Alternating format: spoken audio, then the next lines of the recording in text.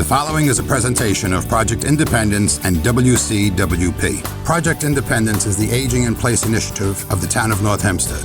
Welcome to Project Independence and You. Good morning and welcome to Community Talk Radio. This is Project Independence and You on LIU Public Radio. I'm your host and producer, Kristina Liu, along with my co-host today, Otto and Paula Ewell. Otto, of course, is our volunteer, our face of Project Independence, our all-around A-plus senior. And we have Paula with us. It's been a while, Paula. Paula is the Deputy Commissioner over at the Department of Services for the Aging, where we work together. I'm glad that the full team is back today. Yes, very nice. And this morning, we are talking to Richard Landsman, who is the president of Nottinghill Capital Incorporated, all about increasing investment income for seniors. Richard is also a Port Washington resident. And I am so glad you're joining us because we are all certainly interested in how do we, make some money, right? And thank you for And we're hoping that inviting we're me. going to take a lot of notes today, Richard. I Thank think. you. Thank you for inviting me. Yeah, so glad you're here. So obviously there's so many different types of investing and it can be very complicated, I think, for your average bear. So let's just start by explaining what the different types are of investing. Thank you. Before I begin, I just wanted to mention to everyone listening and the panel here that my comments are purely for educational purposes. They are not designed to provide investment advice. That investment advice really is something you can get from your investment professional. But it's purely restrictive to yourself.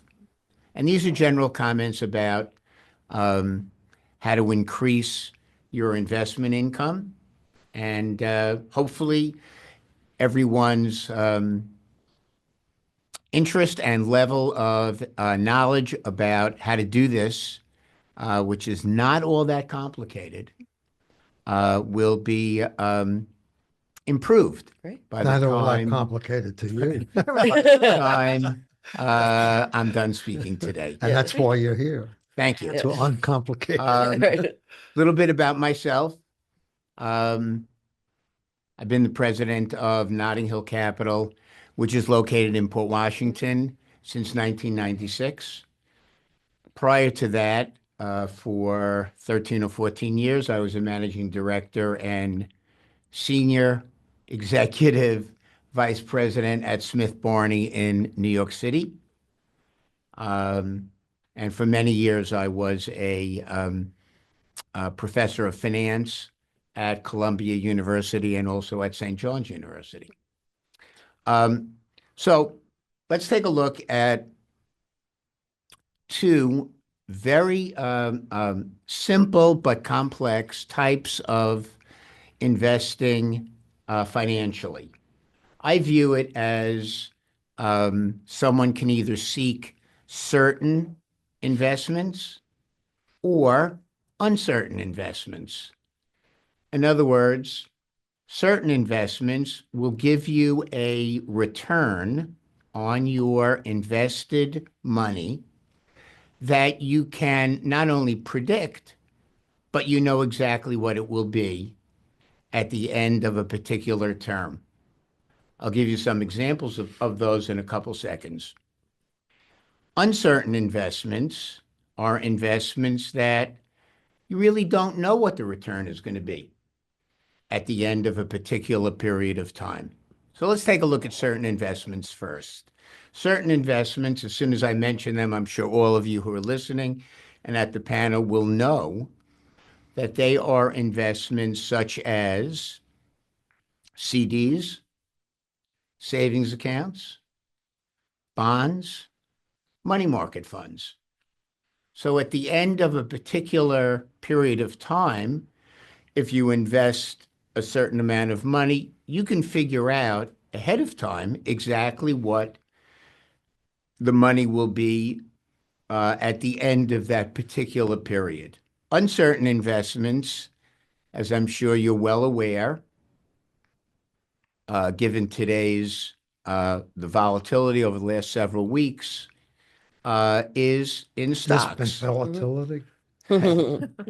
So stocks, once you invest in a stock or a stock fund, you really don't know at the end of a particular period of time what your investments will be worth. It's a big question mark. If we move past certain or uncertain investments, we have to take a look at what I consider to be the three most important aspects of investing. And those three aspects are Everyone get your pens ready. your time horizon. How much time do you want to not spend this money? So if you invest $10,000, for example, more or less, for 1 year, that is your time horizon. You're not spending that money, hopefully, within that 1 year period. Secondly, how much risk do you want to take? And let's define risk really simply as I want to have more money at the end of this time frame than I started at the beginning of the time frame. And risk is defined as your capacity or an investor's capacity to take a deep breath and say, I may lose some money, Yeah. especially with an uncertain investment. So uncertain investments, stocks, longer time period, higher degree of risk, certain investments, possibly a shorter time frame, and a lower degree of risk because you know what you're going to get at the end of the time frame. Thirdly, the third aspect I see of investing is who or what are you investing for? Are you investing for your retirement? Are you investing for your worldwide trip across the world, the country or the world? Are you investing for your grandchildren? Are you investing for other members of your family? And that, as I'm sure all of you could recognize, that will change your time horizon. And that could also change your capacity for risk. So, someone my age, in their late 60s, doesn't have forever to invest. My nephew, who is 31, has a lot of time to invest. So his time horizon is different than mine. His capacity for risk is much greater than mine. Why? Because if an uncertain investment, such as stocks, go down or decline in value over a period of time, it only makes sense that you're going to have to wait a while For it to come back up. for that investment to regain its original value. So let's take a look at some time. A decline of 10% in the stock market will infer a gain of 15% just to break even. So you're going to need some time for that to happen. The average amount of time for a decline to occur in an uncertain investment like stocks is between 13 and 16 months going back to 1950. But, and this is where time becomes important, the average amount of time for an investment that has gone down for 13 to 15 or 16 months is 3 to 4 years just to get even. So as we age, we can now take the next step of saying, might not be the greatest idea to have all of our eggs as we get older in an uncertain investment such as stock. So let's switch gears a little bit and say that because our time horizon is shorter, our capacity for risk is less, and we might not be investing for our grandchildren. We might be investing for our retirement or that trip we want to take when we're 75 or 80.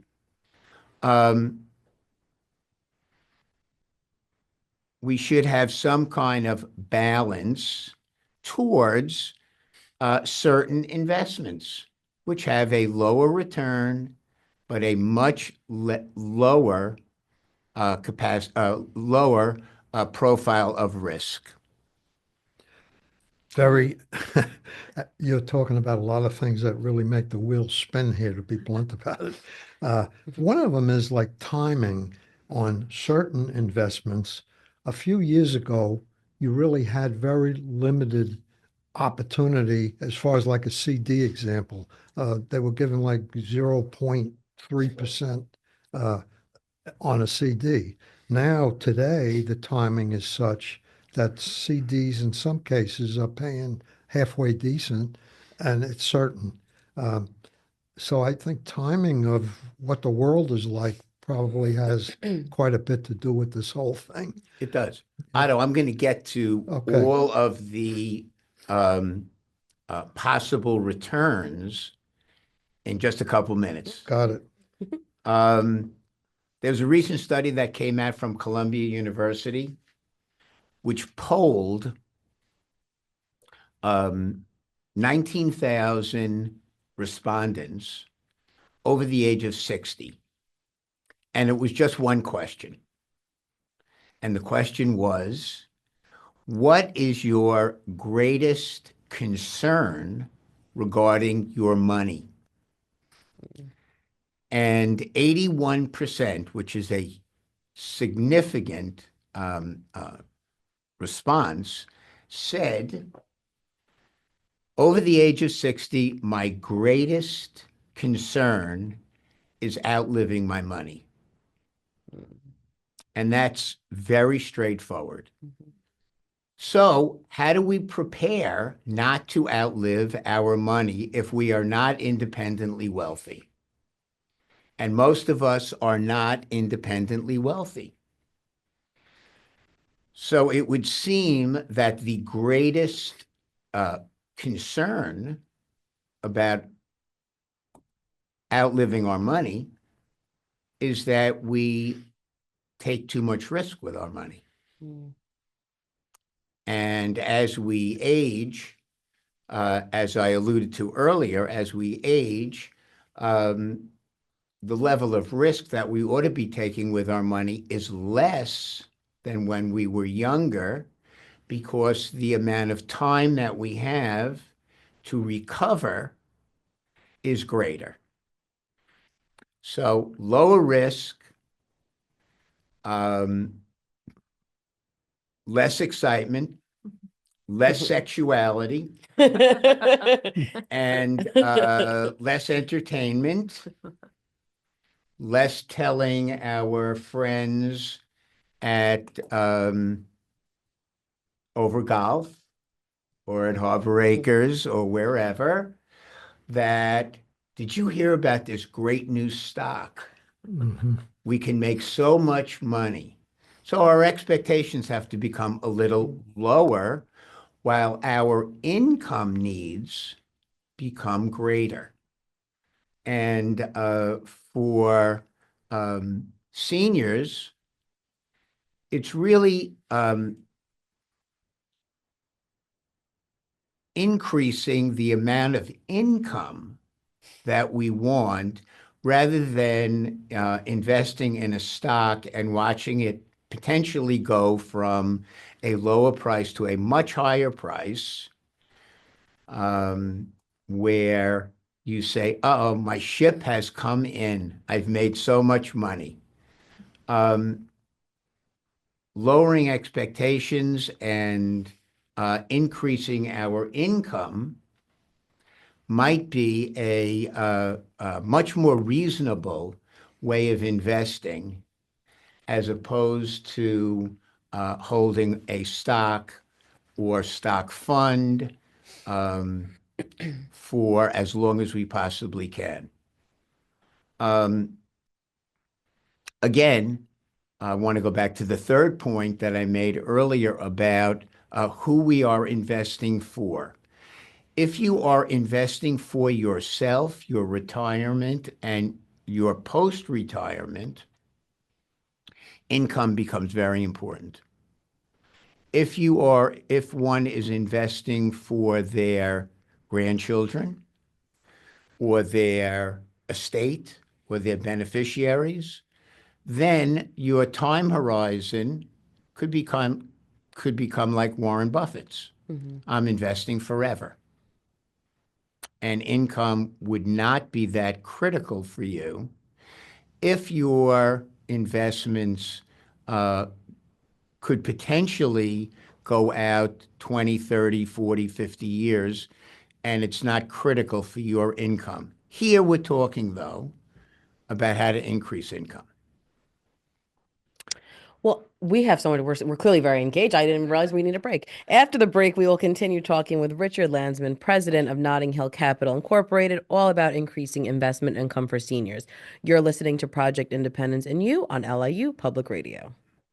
So I get this call from my grandma, and she's like, "What's a podcast and how much does it cost?" So I tell her, podcasts are like radio shows, but you can download them on any device and listen to them anywhere at any time, and they're free. And then she says, "I see, but where can you find good ones?" And I'm like, go to wcwp.org/podcast and check out the lineup of original shows, or download any podcast app on your phone or tablet and search for LIU Studios. And she's all like, "Oh, that sounds easy." And then she asked me what an app is. LIU Studios podcasts, available on any podcast app. You know, those little button things on your phone screen. Just ask your grandkids. Welcome back to Project Independence and You on LIU Public Radio. I'm your host, Kristina Liu, along with my co-hosts today, Otto and Paula. We're going to jump right back in with Richard Landsman, president of Nottinghill Capital Incorporated, all about increasing investment income for seniors. So let's get right back into it, Richard. Thank you. Oftentimes I'm asked, and I'll make this in 2 sentences, not too complicated, asked, well, how do I budget or figure out how much money I can save or invest while I am preparing or entering retirement? The typical way to figure it out is, what is my income? What is my expenses?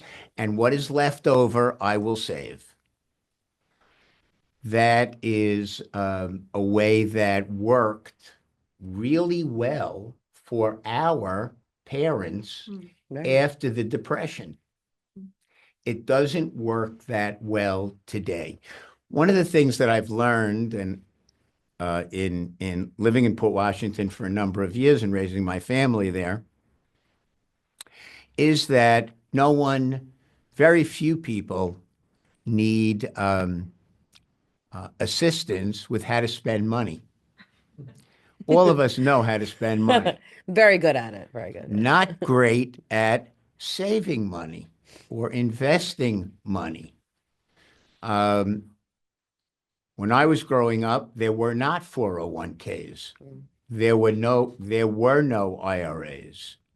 Today, we are lucky, fortunate that the federal government and state government have allowed us to save money through all kinds of different retirement plans. Most of us have those retirement plans. Some do not. Whether you do or you don't, the more effective way of figuring out how much to save instead of calculating income minus expense and what's left over, I'll save. I try to do it a different way. And the way I do it is, how much do I want to save from my income? And then I'll figure out my expenses. So savings comes first, and it doesn't matter how much it is. But savings comes first from my income, and expenses come last. That is a great way, in my judgment, to cut out or reduce some of your variable, what's termed variable, or non-necessary expenses. My Amazon account. Okay, yeah. There you go. So The savings earlier, first. I'm sorry, Yeah. but the earlier you start that Yeah. kind of That thinking, mentality. because I yeah, can tell because- you from my own family, Right. there are some who are pretty good at that, and there are others who do Yeah. it completely reversed. Correct. And, by the time they get to retirement, they're going to have some problems. Right. Okay.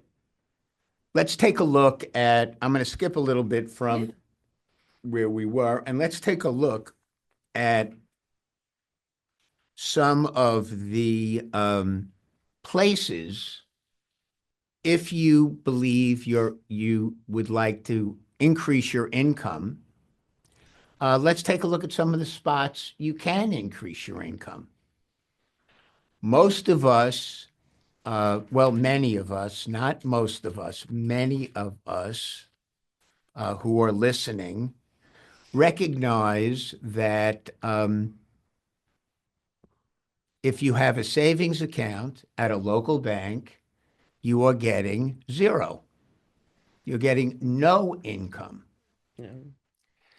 So let's go from very low income at a bank, 0.25% in a savings account, and let's take a look at what is really available at your local bank and through some investment firms, whether it be Fidelity, Charles Schwab, Morgan Stanley, JP Morgan. Let's take a look at what's out there and what's available and what you need to do in order to access these higher interest rates or higher rates of return so you can increase your income. So the bottom is, or the lowest possible rate you can find is in a savings account. So I'm a big advocate of not having a savings account because you don't have a return. The return is 0.25%. In real terms, what does that mean? If you have $100,000 in a savings account, it means for a 1-year period, and this has gone on for quite a while, you will get back a grand total of $2,500 on $100,000. That's not very much. Let's move further up the line in terms of where can we get a better interest rate or a better return. And most banks are now offering CDs or certificates of deposits, which the income on that CD is taxable. So you have to pay taxes on the interest you're getting on that CD, but they average about 3.25% for a 1-year CD, about 3.75 for a 5-year CD, and about 3.80 for a 10-year CD. And you say, well, that's not very much. Well, you're right. That's not very much. But we are in an environment right now where interest rates are lower than they were last year and lower than they were 2 years ago. I can't predict the future. No one can. But it looks like these interest rates are more or less going to stay fairly stable, possibly a little higher, possibly a little lower, over the next year or so. So excess money in a savings account, one of the possibilities is to move it to a CD. Safe, low risk, and you pick the time horizon, 1 year, 5 years, 10 years. Check with your local bank. Let's go to the next one, a little bit higher up, and that is a money market rate, which you can get at a local brokerage firm or securities firm. And that rate is a little bit higher than CDs. It is currently about 3.75% on your money. And that rate, however, is variable. It changes. It could change every week. It could change every month. So you kind of have to you kind of have to stay on top of it. It's not a fixed rate. It's not a fixed rate. It's a rate that changes all the time. But over the last year or two, it's stayed between about 4.25% to about 3.75%. So we're moving up a little higher as we go.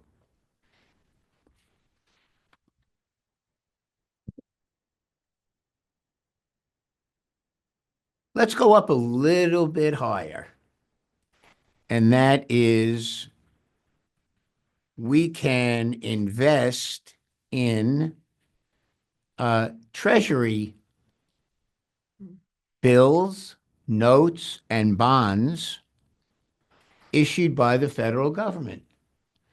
And you don't need anyone to do this other than yourself. You do not need an investment professional to help you with this. How do you do this? You can do it all online by going to UnitedStatesTreasury.com. And you can see all of the rates every day, because they do change also every day, right online. If you are, for whatever reason, not savvy online, you can go to your local bank, speak to usually every local bank has an investment professional, a registered investment advisor like myself, at the bank several days a week, who can also assist you in looking at these rates. Easy way to do it, go to USTreasury.com, or .gov rather, and look right online. Here are the rates. You can get about 4% on a 3-month U.S. Treasury bill, meaning that in 3 months, you're going to get your money back. You're going to get all your money back plus interest. And that interest is not taxable by both the federal and state government. All states give you a tax exemption on the money, on your interest. That's important to recognize. You're not paying double tax. You're only paying tax on your federal return when you file it in April of every year, coming up in a couple of weeks. Which could be a big deal to some, because the extra income could push you out of enhanced star, as an example. Yes. Exactly correct. Yes. You know. That's a great point. Thank Yeah. you, Otto. That's a great point. Yeah, which has happened. Yeah, no, it's like an important Yeah. thing to weigh. Absolutely. An enhanced star is a significant savings. Yes, Absolutely. several thousand it could be. Yes. Right. Okay, so let's go up a little bit further. And remember, I said time horizon is important. You can purchase a 6-month U.S. Treasury bill, which will mature in 6 months. You will get 100% of your money back. Very low risk, if any. And you'll get in the 4 to 4.25% range. Similarly, if you go, you can also buy a Treasury bill or note. Terminology is not critically important.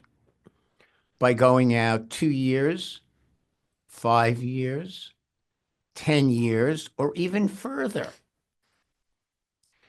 And those rates will pay you in the range of 4.25% to 4.5% today.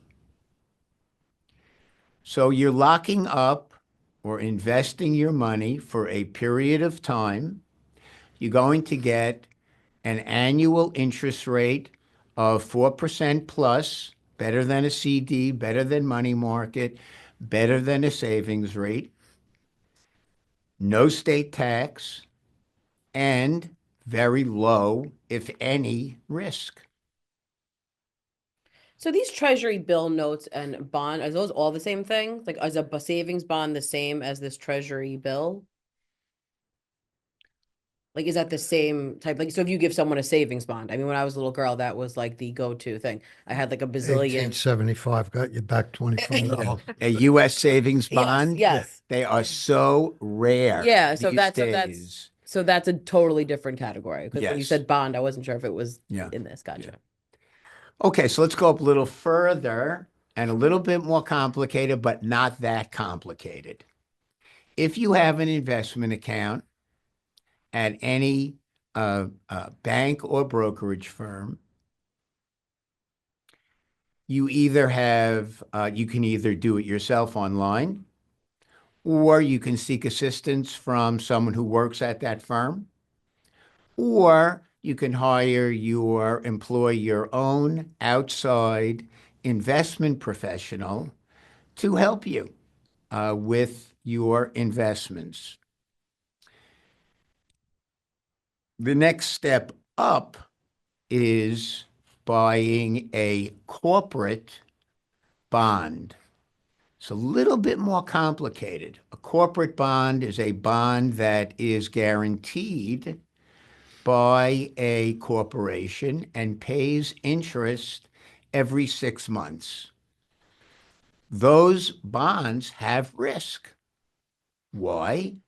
Because it is possible that the company that you are lending money to and buying a bond from will go out of business. So that's a risk.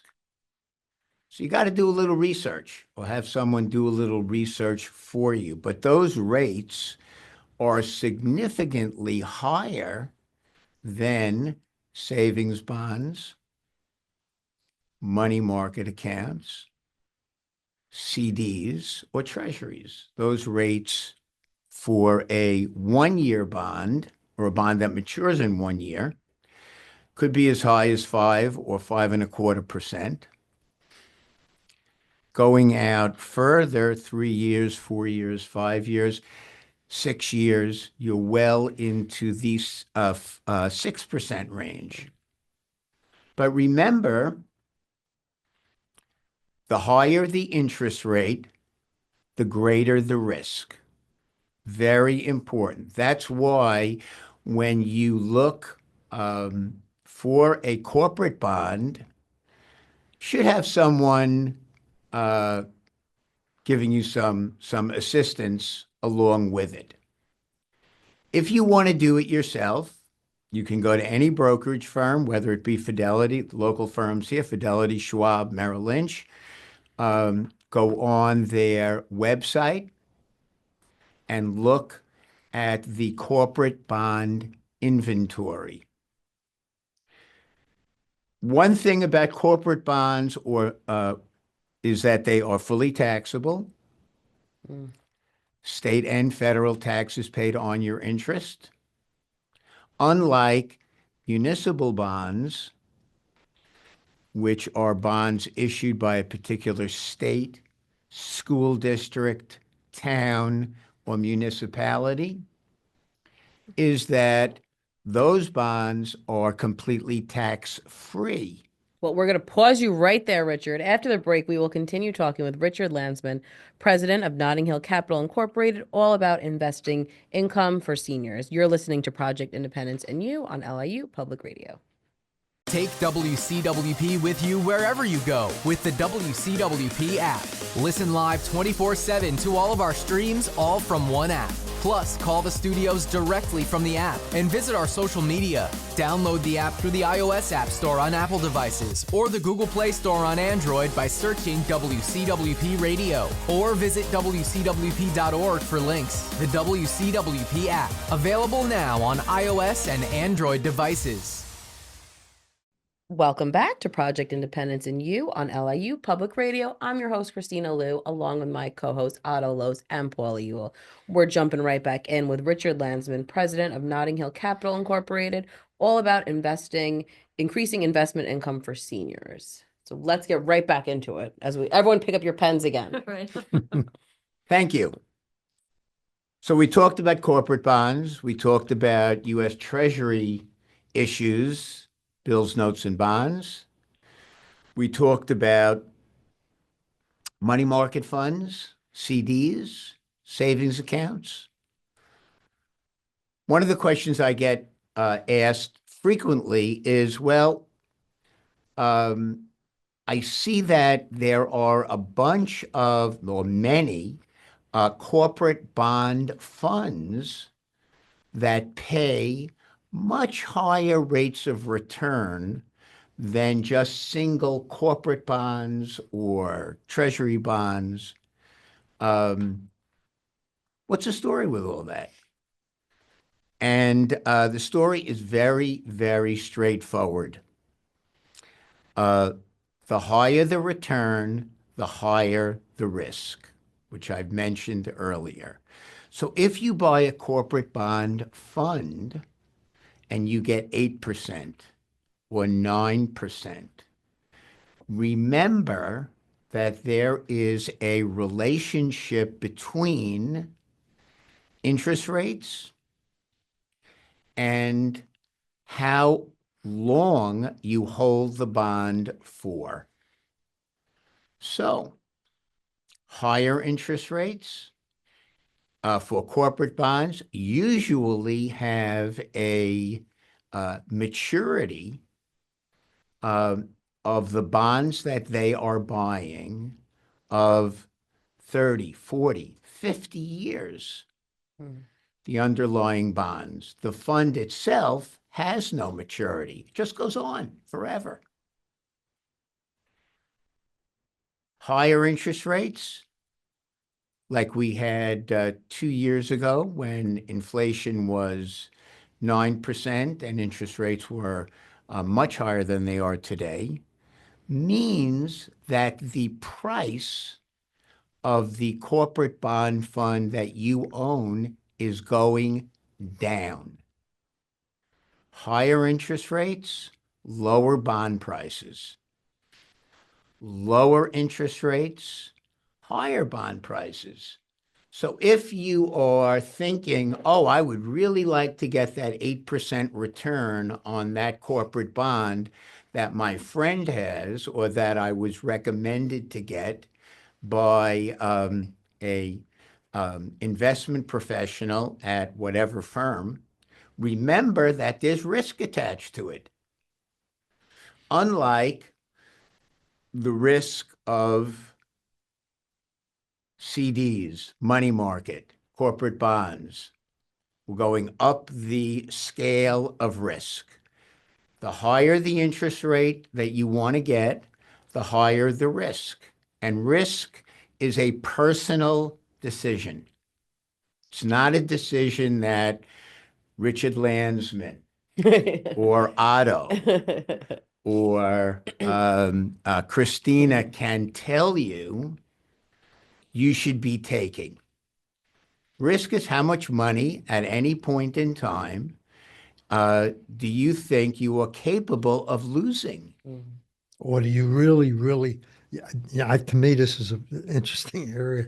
It's really a mental battle within yourself. I was just thinking the same thing. You It know, is, right. Are you willing to, do you really, really believe that you could lose this And that's why I'm money? like, Richard, tell me what to do. Yeah.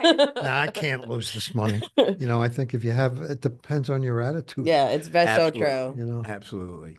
So, if someone says to you at a local function, I am not only do I have a stock that has hit the ceiling and gone way up, but I have a fund that I'm making so much income on that it's incredible. And the thing that I would ask all of the listeners to think about is how much risk am I willing to take in order to get a higher amount of income? Otto, you had a question you wanted to ask me during the Yeah, break. like a lot of people in my category are fortunate enough maybe to have an IRA. So you have this IRA and it's kind of been floating along, and then all of a sudden some turbulence shows up and the value of the IRA may go down, like right at the moment, frankly. What kind of IRAs are there that may not count on stocks and bonds necessarily? And how difficult is it to transfer from one IRA like that to another IRA that may be less risky? Right. Tough question, but there is an answer. Okay. Within your IRA, you can invest in any product that is offered by the particular custodian where you have your IRA. So, for example, let's say I used 3 examples earlier, Fidelity, Schwab, and Merrill Lynch. Whatever products they have are available to you within your IRA. And remember that as long as you own the IRA and don't take any funds out through your required mandatory distribution, all of the interest or dividends within your IRA is tax deferred. All of the capital gains within your IRA is tax deferred. You only pay taxes when you take the money out, either through an emergency withdrawal or a required mandatory distribution. But if you are interested in a product like buying gold, for example, and it's offered by the custodian that holds your IRA, you can buy it through them. You just shift the money from what you have it in to another program within that same Correct. IRA provider, if you will. Correct. Okay. Now, you can also move money out of your IRA from one custodian to another custodian that has a particular investment product that you might find more acceptable to you. You can have several IRAs with different investment vehicles that you feel are appropriate to meet your time horizon, who you're investing for, and how much risk you want to take. See, back in my work world, they had these programs, deferred comp, whatever, if you're fortunate enough to work for companies that have that. And you were able to designate, okay, put 1/3 in to risky and, whatever. So what I'm hearing almost is you can almost do that within your own you used the term custodian of your IRA. I didn't know that. Yeah, Yeah, absolutely. yeah. So there you go, Otto. You got your golden nugget. I tell you, Richard, I wish I had heard your talk a few years ago. I appreciate it. All right, I wanted to take a look at one more item. And that item is, well, I have this big IRA, or I have this small IRA, or I have a non-retirement account. How much money have various research studies shown I really need? How do I figure that out? And luckily for all of us, there are a bunch of research studies which have come out over the last 10 years. Unlike when I first started in the business in 1983, there were no real academic research that came out about how to manage your money or how to figure out how much money do I really need during retirement. So I'm going to just go through briefly two different ways of calculating how much money you could safely withdraw from your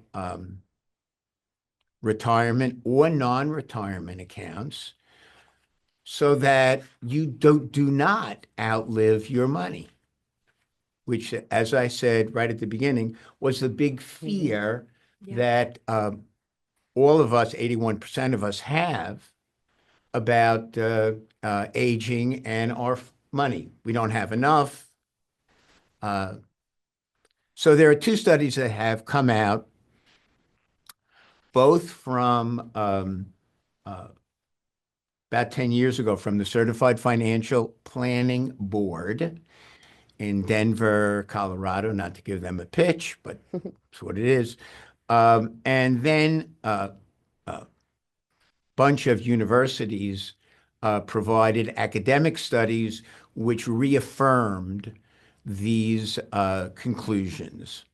So here's the first one. It's called the 4% rule. It's very, very simple. You add up your total investments, total financial investments, and in the first year, you withdraw 4% of that money to live on. So if you have $100,000 saved up, you're going to withdraw $4,000 from all of your investments, or 4%. This does not include Social Security. This does not include any other entitlement or benefit programs that you have. And year two, and all of the subsequent years afterwards, you take out 4% plus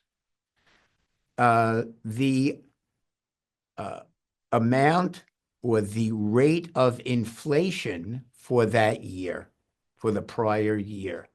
So, for example, inflation is about 3% today annually. Inflation being defined as the change in overall prices that we pay for all of the goods and services that we get. So nationally, it's about 3%. 2 years ago, it was 9%. So year number two, we're going to take out 4% plus inflation of 3%. We're going to then take out 7% year two. Every year afterwards, you are going to withdraw from all of your investment accounts that 4% plus whatever the rate of inflation is. So if it's 4% inflation, you're going to take out 8% for the next year. And usually do this in January, where you figure out what inflation was for the year. Inflation comes out once a month, every month, on the third Wednesday of every month at 8:30 in the morning. And it's available in the local newspapers, available on all of the business channels and media channels out there. If you stick with that program of 4% every year, plus the rate of inflation, your money will last you, according to every research study for the last 10 years, 30 years. So That's okay. that's a good. I don't give you a seal of for approval. most Stamp of on us, that one. that's a That's great okay. way not to outlive our money. I have just one quick question. Sure. I always get the feeling, and maybe it's a myth, that the goal of the IRA program is for you to spend it down so you don't have any money left. That's why you have to Well, take it depends on who you're investing for. Yeah. If you're investing for yourself or you and your spouse, and you want to spend all your money Okay. at the end of time, great. Right. That goes to number 3. What are you investing right. for? Who are you investing for? Right. For a lot of my colleagues in this particular business, they're not investing any longer for themselves. They're investing for their heirs, their grandkids, especially in Port Washington. It's not a secret that when I moved there 25 years ago, everyone was about the same age, was in their 40s. Right. Now everyone is in their 20s. So I asked a neighbor, how did you afford that house? That's an expensive home. Oh, my parents bought it for me. Yeah, there you go. So that woman's parents are investing for their children and grandchildren, not necessarily for themselves. Or you could be frankly investing so you can just relax, enjoy life. It doesn't have to be Correct. extravagant, but you want to be able to pay your bills and, go to dinner and maybe treat somebody for something. It's funny, Otto, that you mentioned that, because the last note I wrote here on my notes when I was preparing for this show was that over the years that I've been involved in the securities industry and in investment management, eventually everyone asked me the same question. If I spend too much, I won't have that much left at the end. And if I don't spend enough and I get worried about savings, then I won't enjoy myself. So that's pretty important. Yeah. Do we have enough time for the second one? We have 1 minute. Okay, I'm going to make it quick. The other research study that's come out over the last 10 years, also by the Certified Financial Planning Board and done by a lot of different universities, is if I want $1,000 a month to take out of all of my investments and I want it to last 30 years, how do I do that? And that's taking out $1,000 a month in monthly income. How much money should I have in the most minimal money market account out there? And the answer is, I need to have, for every $1,000 a month that I want to withdraw for the next 30 years, $250,000 in savings. So if I want to take out $2,000 in monthly income, I should have about $500,000. How can he be contacted?